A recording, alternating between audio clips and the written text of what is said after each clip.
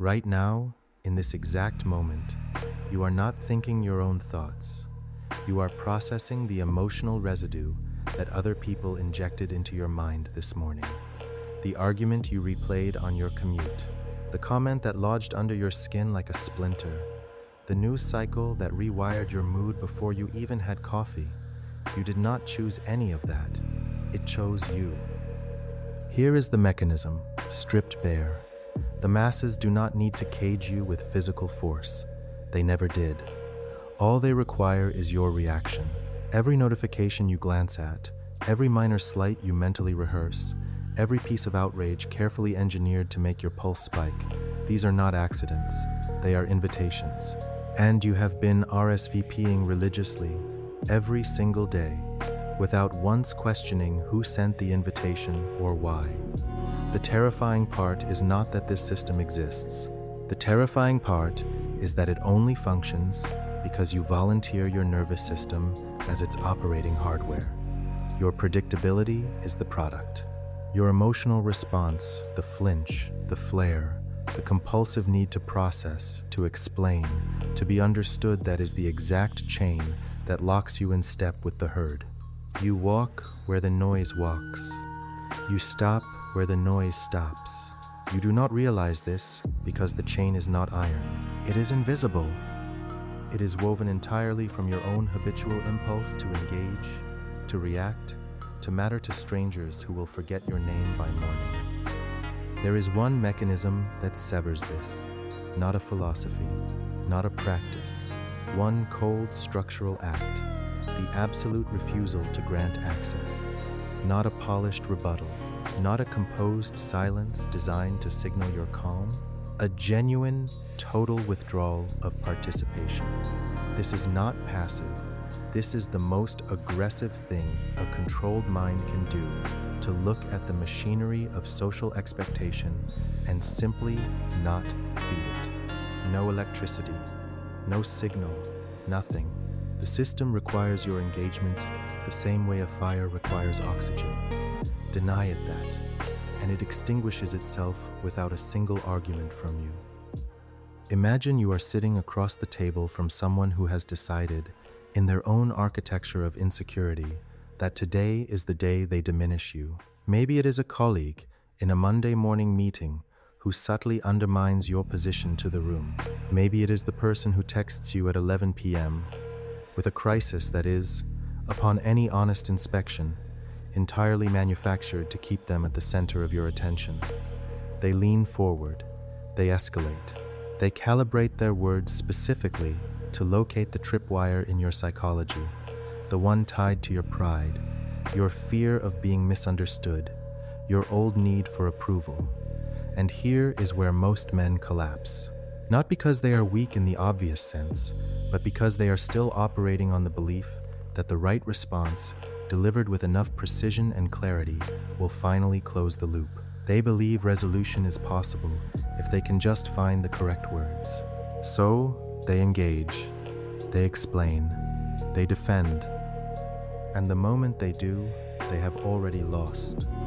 Because engagement is not a weapon in this exchange. Engagement is the surrender.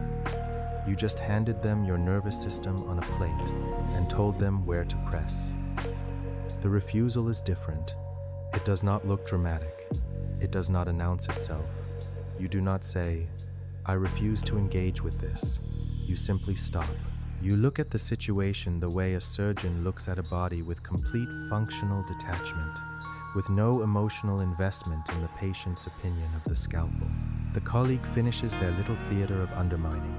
You do not fill the silence. You do not reassure the room. You do not correct the record. You do not offer the dignifying response they are counting on to keep the scene alive. You let it die in the air, cold, absolute. The 11 p.m. text receives no reply until you choose not, until anxiety compels you, but until you decide, on your own timeline, with your own intact attention. The refusal is not cruelty. Cruelty implies emotional investment. This is simpler than cruelty. This is architecture. You are simply not building a door in this wall. What makes this particular act so lethal to the system is that it removes the only feedback loop the system depends on.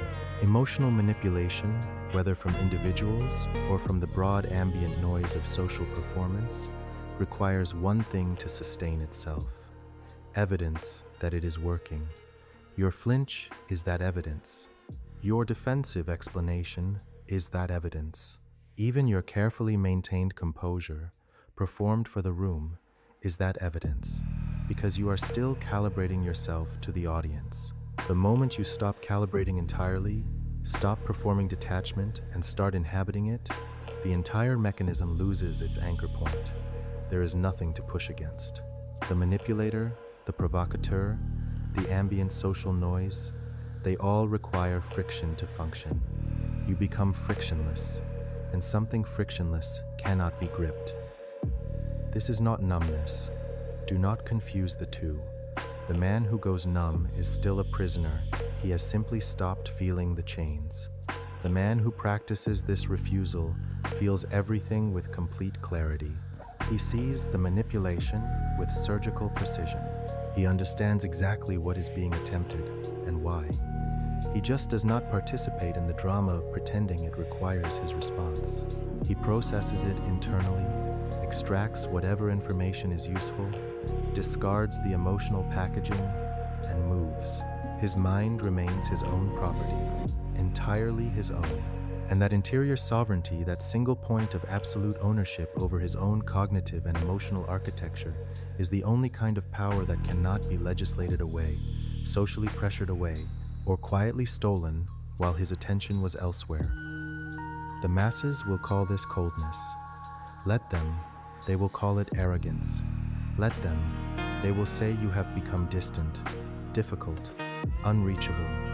Every one of those accusations is a confession. They are telling you with complete honesty that their mechanisms of control no longer function on you. That is not an insult. That is the first legitimate victory you have had in years. So here is your directive, and it is not a suggestion.